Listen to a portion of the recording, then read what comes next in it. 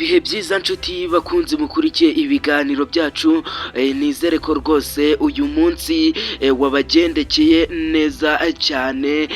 Munyemerere tubabwire zimwe muri transferi zakozwe uyu munsi mu ikipe ya Rayon Sports, kandi niba nawe uri uwa mbere hano kuri uyu murongo mugari w'amakuru meza cyane wa transferi ziba zigezweho mu Rwanda mu makipe mukunda hano mu Rwanda, ndagira ngo ube wakanda subscribe kugira ngo nawe uzajye ubona ibiganiro nk'ibi, transferi nk'izi. Hari saa munani n'igice zo mu Rwanda, ikipe ya Rayon Sports nibwo yasinyishaga umurundi bita Nsabimana Eric.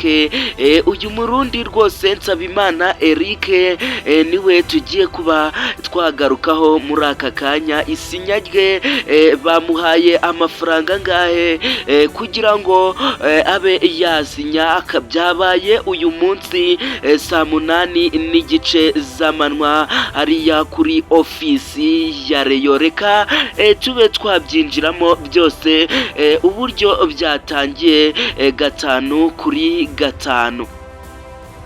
Ubundi bwo uyu mukinnyi bita Nsabimana Eric akina mu ikipe ya Romisashe Ngozi ya hariya mu Burundi, ariko ndagira ngo mbabwire ko bakunzi ba Rayon Sports uyu mukinnyi Nsabimana Eric ubu ngubu tuvugana yamaze kuba yasinya mu ikipe ya Rayon Sports. Dushingiye kuki?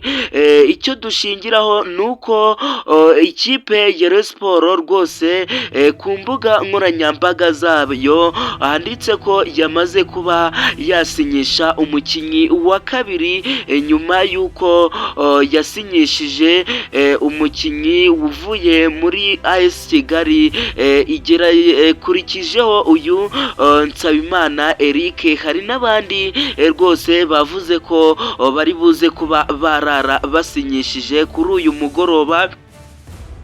Ubundi bwo uyu musore apima ibiro 75, imyaka 27 y'amavuko, afite uburebure bwa metero 1 na santimetero 75. uri kumva ko rwose atari muremure cyane. Aje gusimbura umusore bita Faringanye wamaze kuba yakigerera mu gihugu cya Senegal.